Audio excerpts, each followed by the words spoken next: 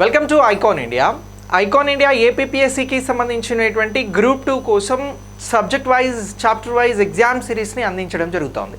ఆ ఎగ్జామ్ సిరీస్లో భాగంగా మేము అందిస్తున్నటువంటి మోడల్ క్వశ్చన్స్ని మీకు ఎక్స్ప్లెయిన్ చేయడం జరుగుతుంది. ఒకసారి మనం ఈరోజు ఇండియన్ హిస్టరీకి సంబంధించి 30 మార్క్స్కి మీరు ఎగ్జామ్ అనేది రాయబోతున్నారు. ఇందులో ఫస్ట్ లెసన్ మీకు ఫస్ట్ చాప్టర్ ఏమి ఇవ్వడం జరిగిందని అంటే ఇండస్ సివిలైజేషన్ గురించి అడుగుతా ఉన్నారు. సో సింధు నాగరికతకి సంబంధించినటువంటి క్వశ్చన్స్ని ఒకసారి అబ్జర్వ్ చేస్తే మీరు ఏ విధంగా క్వశ్చన్ విన్నప్పుడు ఆన్సర్ ఏమని భావిస్తున్నారు, ఆన్సర్ ఏంటి అనేది నేను క్లియర్గా ఎక్స్ప్లెనేషన్ ఇస్తాను. సో ఫస్ట్ క్వశ్చన్ చూడండి, ఇక్కడ హరప్పన్లు దేనిని సంతానోత్పత్తి దేవతగా భావించారు అని అడిగినాం. సో ఫస్ట్ క్వశ్చన్, హరప్పకి సంబంధించినటువంటి ప్రజలు దేనిని సంతానోత్పత్తి దేవతగా భావించారు అనేది క్వశ్చన్ వెరీ సింపుల్.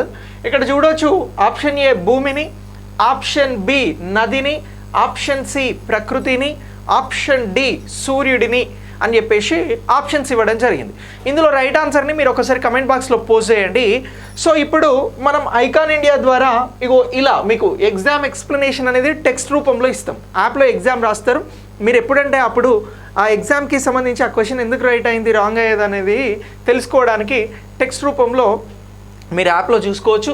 ఇక next subject wise chapter wise exams అనేవి మీకు వీక్లీ షెడ్యూల్ ఇచ్చి ఆ షెడ్యూల్కి సంబంధించి 3 ఎగ్జామ్స్ కండక్ట్ చేస్తాం. 3 లెవెల్స్లో ఉంటాయి. లెవెల్ 1, లెవెల్ 2, లెవెల్ 3 అని 3 టైప్స్ ఆఫ్ ఎగ్జామ్స్ ఉంటాయి. ఇక్కడ క్వశ్చన్స్ నార్మల్గా అనిపిస్తాయి, ఇక్కడ ఇంకా టఫ్ ఉంటాయి, ఇక్కడ ఇంకా టఫ్ ఉండేలాగా డిజైన్ చేసి ఇస్తున్నాం. అంటే ఈ టఫ్ క్వశ్చన్స్ ఎందుకు ఇస్తున్నామని అంటే ఎగ్జామ్ ప్యాటర్న్ మొత్తం కూడా మనల్ని కన్ఫ్యూజ్ చేస్తూ మనం రైట్ అనుకునేటువంటి ఆన్సర్స్ని రాంగ్ అయ్యేలాగా ఎగ్జామినర్ మనల్ని మిస్గైడ్ చేస్తూ ఉంటారు. సో అలాంటి విధానాన్ని మనం తీసుకుని అడాప్ట్ చేసుకుని క్వశ్చన్స్ ఆ ఫ్రేమింగ్లో మీకు తయారు చేసి ఇవ్వడం జరుగుతూ ఉంది. సో ఈ క్వశ్చన్స్ ఈ ఎగ్జామ్స్ రాయడం వల్ల మీకు ఉన్నటువంటి ఎగ్జామ్ ఫోబియా అనేది పోవడానికి, టైం మేనేజ్మెంట్ అనేది తెలుసుకోవడానికి, క్వశ్చన్ చూసినప్పుడు మీ మైండ్ సెట్, మీ సైకాలజీకి సంబంధించి మీరు స్ట్రాంగ్గా తయారవ్వడం కోసం ప్రత్యేకంగా అందిస్తున్నటువంటి క్వశ్చన్స్.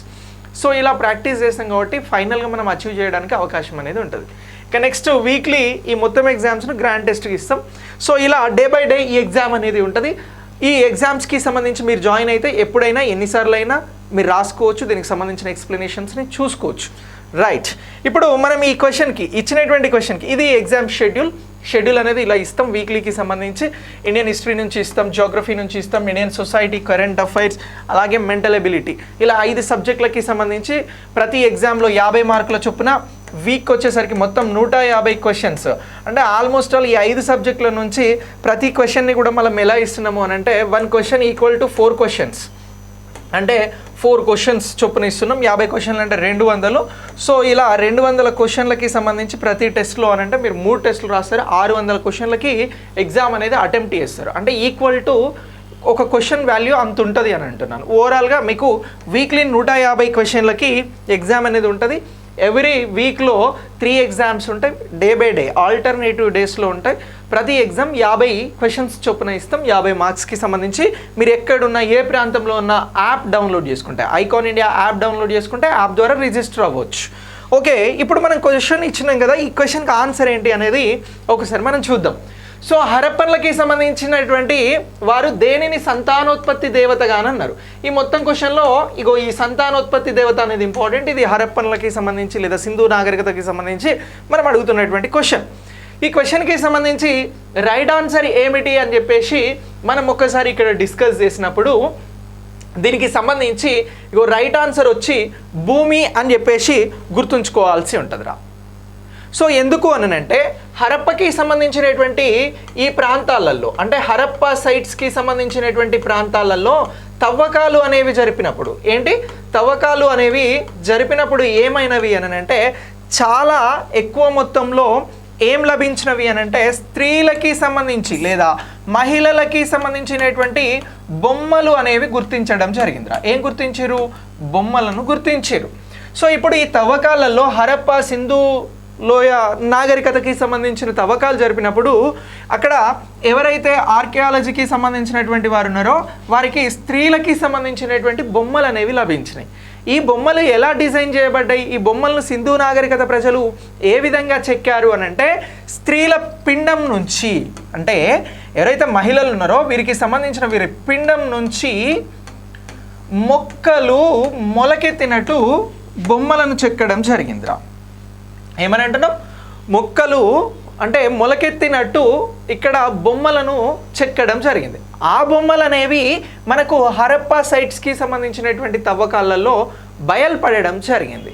సో అందుకు గాను ఇక్కడ హరప్పా ప్రజలు సంతానోత్పత్తి దేవతగా దేనిని చూశారు అని అంటే భూమిని చూడడం జరిగింది అని చెప్పేసి అంటా ఉన్నాం. సో ఇలా హరప్పా ప్రజలకి సంబంధించి ఇగో ఇక్కడ భూమి అనేది ఏదైతే ఉందో ఇగో ఈ భూమిని సంతానోత్పత్తి దేవతగా చూశారు అని చెప్పేసి మనం గుర్తించాల్సి ఉంటుంది. ఓకేనా? సో ఇప్పుడు మొక్కలు అనేవి మనకు భూమిపై ఉంటాయి. ఈ భూమిపై ఉండేటువంటి మొక్కలకి సంబంధించి అవి స్త్రీలకి సంబంధించినటువంటి పిండంలో నుంచి వచ్చినట్లు బొమ్మలు చెక్కడం జరిగింది. సో ఇలా సంతానోత్పత్తి దేవతగా భావించింది ఏమిటి అని అంటే భూమిని అని అంటున్నాం. సో ఇలా ఇగో ఈ అంశాన్ని గుర్తుంచుకోవాలి. నది కానీ ప్రకృతి కానీ అలాగే సూర్యుడు కానీ ఇందులో లేడు అనేటువంటి అంశాన్ని మనం క్లియర్గా గుర్తించాల్సి ఉంటుంది. ఓకే, ఇది ఇగో ఈ క్వశ్చన్కి సంబంధించినటువంటి రైట్ ఆన్సర్. ఎక్కడైనా మీకు హరప్పన్లు దేనిని సంతానోత్పత్తి దేవతగా పూజించారు అని అంటే కొలిచారు అని అంటే మీరు చెప్పాల్సినటువంటిది ఎర్త్ భూమిని అని చెప్పేసి గుర్తుంచుకోండి. రైట్, ఇక నెక్స్ట్ రెండవ క్వశ్చన్ చూడొచ్చు. ఇదే ఇండియన్ హిస్టరీకి సంబంధించి సింధులోయ నాగరికతకి సంబంధించినటువంటిది. హరప్పా నాగరికతను పరిగణించండి. సో ఇప్పుడు ఇది స్టేట్మెంట్ లెవెల్ క్వశ్చన్ రా. సో ఈ స్టేట్మెంట్ లెవెల్ క్వశ్చన్కి సంబంధించి హరప్పా నాగరికత, ఈ ఇండస్ సివిలైజేషన్కి సంబంధించి హరప్పా సివిలైజేషన్కి సంబంధించినటువంటి ఇగో ఈ నాగరికతను పరిగణించండి అని అంటున్నాం. మరి ఇక్కడ రెండు స్టేట్మెంట్లు ఇచ్చినాం రా. భారత ఉపఖండంలోని మొట్టమొదటి గ్రామీణ మరియు పట్టణ సమాజము అని అంటున్నాం. రెండవ స్టేట్మెంట్ వచ్చి 3500 సంవత్సరాల నుంచి 1700 సంవత్సరాల వరకు బిఫోర్ క్రీస్తు పూర్వంకి సంబంధించి ఇగో ఈ నాగరికత అనేది ఉనికిలో ఉన్నట్లు కనిపిస్తుంది అని ఇచ్చినాం. పై వాటిలో సరికానివి గుర్తించండి అని అన్నాం. సరికానివి గుర్తించండి అని అంటున్నాం. క్వశ్చన్ ఫ్రేమింగ్ ఒక్కసారి అర్థం చేసుకోండి. క్వశ్చన్స్ ఎట్లా ఇస్తున్నాము మనం ఎగ్జామ్ సిరీస్లో అనేది మీకు క్లియర్గా అర్థమవుతుంది. సో ఇప్పుడు ఇక్కడ ఇచ్చిన దాని ప్రకారం ఇక్కడ 1 మాత్రమే సరికాదు, 2 మాత్రమే సరికాదు, 1 మరియు 2 సరికావు, 1 మరియు 2 సరైనవే అని చెప్పేసి మనం ఆప్షన్స్ ఇవ్వడం జరిగింది. మీరు ఆన్సర్ ఏమనుకుంటున్నారు? మీ ఆన్సర్ని ఒక్కసారి కమెంట్ బాక్స్లో పోస్ట్ చేయండి. సో ఇప్పుడు మనం దీనికి సంబంధించి ఏది రైట్ ఆన్సర్ అనేది మనం డిస్కస్ చేద్దాం. ఇచ్చినవి రెండే స్టేట్మెంట్లు, అంటే చాలా సింపుల్ క్వశ్చన్ అనే చెప్పొచ్చు. ప్రాపర్గా అర్థం చేసుకుంటే 1 సెకండ్లో ఆన్సర్ ఇవ్వచ్చు మీకు సబ్జెక్ట్ మీద గ్రిప్ ఉంటే. ఒకసారి చూడండి, ఇక్కడ హరప్పా నాగరికతను పరిగణించండి అని అన్నాం. ఇచ్చిన దాంట్లో ఫస్ట్ స్టేట్మెంట్ ఏమంటున్నాం? భారత ఉపఖండంలోని మొట్టమొదటి గ్రామీణ మరియు పట్టణ సమాజము అని అంటున్నాం. సో గ్రామీణ మరియు పట్టణ సమాజము అని చెప్పేసి ఇచ్చినాం. ఈ స్టేట్మెంట్ రైటా రాంగా అని అంటే ఈ స్టేట్మెంట్ తప్పు. ఓకేనా? హరప్పా ప్రజలు గ్రామీణ ప్రాంతాలకి సంబంధించినటువంటి వారు కాదు, పట్టణ సమాజంను కలిగి ఉన్నటువంటి వారు.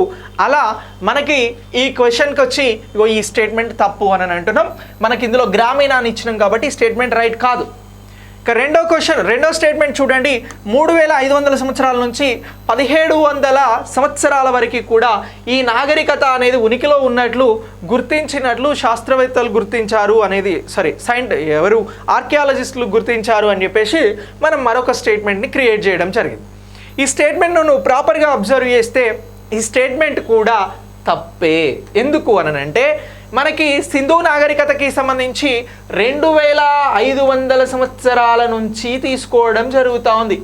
2500 సంవత్సరాల నుంచి 1700 సంవత్సరాల వరకు కూడా ఈ నాగరికత అనేది ఉనికిలో ఉన్నట్లు గుర్తిస్తూ ఉన్నాం. అంటే ఇక్కడ సింపుల్గా పట్టణ అనేటువంటి ప్రాంతానికి గ్రామీణ అనేటువంటి ప్రాంతాన్ని యాడ్ చేసి గ్రామీణ అనేటువంటి అంశాన్ని యాడ్ చేసి మిమ్మల్ని క్వశ్చన్ అడిగినాం. సో దీన్ని నువ్వు రికగ్నైజ్ చేసినావా ఎగ్జామ్లో దీన్ని ప్రాపర్గా నువ్వు చదివి అర్థం చేసుకోగలిగితే ఇది తప్పని గుర్తించగలుగుతావు. సేమ్ ఇక్కడ కూడా 2500కు బదులు మనం 3500 అనేది ఇచ్చినాం. సో కాబట్టి ఇది కూడా తప్పు. సో ఇలా రెండు కూడా సరికావు. అంటే మనకి ఇక్కడ ఆప్షన్ సి అనేది సరైనటువంటి ఆన్సర్గా గుర్తించాల్సి ఉంటుంది. చూసారా? ఇగో ఇలా మనం క్వశ్చన్ని ఫ్రేమ్ చేసి మీకు ఎగ్జామ్ సిరీస్ని అందిస్తున్నాం. ఆలస్యం చేయకుండా ఎగ్జామ్లో జాయిన్ అవ్వండి. మొత్తం 3000 క్వశ్చన్లకి చాప్టర్ వైజ్గా మీరు ఎగ్జామ్ సిరీస్ని రాస్తారు. ఇది చాలా మీకు ఉపయోగపడుతుంది. ఎక్కువ ప్రాక్టీస్ చేస్తారు కాబట్టి మీరు మీ విజయంలో ముందంజలో ఉండడానికి అవకాశం ఉంది. మరొక క్వశ్చన్ తీసుకొచ్చిన, సో ఇది కూడా మనకి సింధు నాగరికతకి సంబంధించిందే. క్వశ్చన్ చూడండి, వరుస ఆనకట్టలను నిర్మించడం మరియు నీటిని అనుసంధానించడానికి సంబంధించి రిజర్వాయర్లుగా మార్చడం ద్వారా నీటి సేకరణ మరియు నిర్వహణ యొక్క విస్తృతమైన వ్యవస్థకు కింది పురాతన పట్టణాలలో ఏది ప్రసిద్ధి చెందింది అని అన్నాం. అంటే ఏం లేదు, సింధు నాగరికత సమయంలో వరుసగా ఆనకట్టలను నిర్మించారు, నీటిని అనుసంధానించారు, రిజర్వాయర్లుగా మార్చారు. సో ఇలా సింధు నాగరికతకి సంబంధించి పురాతన పట్టణం ఏది ప్రసిద్ధి అని అడుగుతా ఉన్నాం. Option A Dholavira, option B Kalibangan, option C Rakhi Garhi, option D Ropar అని చెప్పేసి ఇక్కడ మనం ఆప్షన్స్ ఇవ్వడం జరిగింది. ఇచ్చిన ఆప్షన్స్ ప్రకారం మనకి రిజర్వాయర్లుగా నిర్మించబడినటువంటి ప్రాంతం ఏమిటి అని అంటే దొలవీరా అని చెప్పేసి గుర్తుంచుకోవాలి. ఇంకొక దొలవీరా అనేటువంటి ఈ ప్రాంతంలో ఈ హరప్ప సైట్ ప్రాంతంలో మనకి రిజర్వాయర్స్ అనేవి ఈ సింధు నాగరికత ప్రజలు, హరప్పకి సంబంధించినటువంటి ప్రజలు వాడకంలోకి తీసుకొచ్చారు అనేటువంటి అంశాన్ని మనం దొలవీర ద్వారా తెలుసుకుంటా ఉన్నాం. ఈ దొలవీర ఎక్కడున్నది సరేనంటే ఇది మనకి గుజరాత్లో కనబడుతుంది. ఇగో గుజరాత్కి సంబంధించినటువంటి కదీర్ అనేటువంటి ద్వీపం ఉంటుంది. ఇగో ఈ కదీర్ ద్వీపంలో వర్షాపాతం అనేది చాలా తక్కువగా ఉంటుంది. ఇగో ఈ వర్షాపాతం తక్కువగా ఉన్నటువంటి ఈ ప్రాంతానికి సంబంధించే దొలవీర అనేది కదీర్ ద్వీపంలో ఉంటుంది. ఇగో ఈ దొలవీరలో వర్షాపాతం తక్కువ ఉంది కాబట్టి ఇక్కడ నీటిని ఒడిసిపెట్టాల్సినటువంటి అవసరం ఉంటుంది. కాబట్టి ఇక్కడ నీటి అవసరం ఎక్కువగా ఉన్నది కాబట్టి అప్పుడున్నటువంటి దొలవీర ప్రజలు ఏం చేసినారు అని అంటే, ఇగో ఇక్కడ మన్వార్ అనేటువంటి నది ప్రవహిస్తూ ఉంటుంది. ఏ నది అని అంటున్నాం? మన్వర్ అనేటువంటి నది ప్రవహిస్తూ ఉంటుంది. ఈ మన్వర్ నది మనకి దొలవీరలో కనబడుతూ ఉంటుంది. ఈ మన్వర్ నదికి సంబంధించిన నీటిని ఉపయోగించుకునేందుకు దీనిపైన మనం ఇప్పుడు చెక్ డ్యామ్స్ అంటాం. అంటే ఆనకట్టలను కట్టి నీటిని మళ్ళిస్తూ ఉంటాం, నీటిని ఆపుతూ ఉంటాం. సో అలాంటి చెక్ డ్యామ్స్ నిర్మాణం మనకి దొలవీర ప్రాంతంలో కనబడుతూ ఉంది. సో ఇలా నీటిని మళ్లించినటువంటి విధానం మనకి దొలవీరలో కనబడుతూ ఉంది. ఈ దొలవీర అనేది కదీర్ ద్వీపంలో రాన్ ఆఫ్ కచ్ ప్రాంతంలో గుజరాత్లో ఉన్నది అని చెప్పేసి గుర్తుంచుకోవాలి. లేకపోతే క్వశ్చన్ ఇట్లా కూడా అడుగుతాడు, దొలవీర ప్రజలు నీటిని మళ్లించిరు, సో జలాశయాలకి అడ్డుకట్టలను వేశారు, ఇది ఏ నదిపై అని అంటారు? సింధు నాగరికతకి సంబంధించి ఏ నదిపై అని అంటే మనం మన్వర్ నది అని చెప్పేసి గుర్తుంచుకోవాలి. సో దొలవీర అనేటువంటి ప్రాంతం ఇటీవల యునెస్కో హెరిటేజ్ సైట్గా గుర్తించబడింది. యునెస్కో 2021కి సంబంధించి దొలవీరను భారతదేశం నుంచి ప్రపంచ వారసత్వ ప్రదేశంగా గుర్తించడం జరిగింది. సో ఇది ఏ ద్వీపంలో ఉండేది అని అంటే సింధు నాగరికతకి సంబంధించి కదీర్ ద్వీపంలో అని చెప్పేసి మనం ఆన్సర్ చేయాల్సి ఉంటుంది. క్వశ్చన్ ఏ విధంగానైనా అడగవచ్చు, బట్ మనం రెడీగా ఉన్నామా లేదా అనేది ఇక్కడ ఇంపార్టెంట్, క్వశ్చన్ ఆన్సర్ చేసే విధానంలో.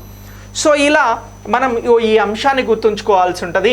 వరుస ఆనకట్టలు నిర్మించబడినటువంటి ప్రాంతమే దొలవీర. దొలవీర అనేది గుజరాత్ రాన్ ఆఫ్ కచ్కి సంబంధించినటువంటి కదీర్ ద్వీపంలో ఉంది. దొలవీర ప్రజలు సింధు నాగరికత సమయంలో జలాశయాల నిర్మాణానికి సంబంధించి ఏ నదిపైన చేసిర్రు అని అంటే మన్వర్ నది అని అంటున్నాం. ఇలా ఈ అంశాలు అనేవి ఈ క్వశ్చన్కి ఇంపార్టెంట్. ఇక కాళీబంగన్లో కానీ, రాఖీ గర్విలో కానీ, రోపర్లో కానీ మనకు జలాశయాలు నిర్మించినటువంటి దాఖలాలు కనిపించిందల్లా దొలవీర అని అంటున్నాం. సో ఇలా ఈ అంశాన్ని మీరు గుర్తుంచుకోండి ఎగ్జామినేషన్ పాయింట్ ఆఫ్ వ్యూలో. మనం ఇలాంటి క్వశ్చన్స్తో మీకు ఎగ్జామ్ సిరీస్ని ఇస్తూ ఉన్నాం. ఏపీపీఎస్సికి సంబంధించినటువంటి అన్ని నోటిఫికేషన్ల కోసం ఆన్లైన్ క్లాసెస్ అలాగే ఎగ్జామ్ సిరీస్ అనేది మీకు అందించడం జరుగుతూ ఉంది. దీనికోసం మీరు చేయాల్సిందల్లా ఐకాన్ ఇండియా యాప్ని డౌన్లోడ్ చేసుకొని యాప్ ద్వారా మీరు ఫాలో అయితే సరిపోతుంటుంది. ఓకేనా? సో ఇది ఈరోజు నేను మీకు అందిస్తున్నటువంటి ఇండియన్ హిస్టరీకి సంబంధించినటువంటి క్వశ్చన్స్, వాటికి సంబంధించిన ఎక్స్ప్లెనేషన్. ఇలాంటి అన్ని సబ్జెక్టుల కోసం మీరు ఏపీపీఎస్సికి సంబంధించినటువంటి చాప్టర్ వైజ్ ఎగ్జామ్ సిరీస్లో వెంటనే జాయిన్ అవ్వండి. ఓకేనా? Thank you. Thanks for watching.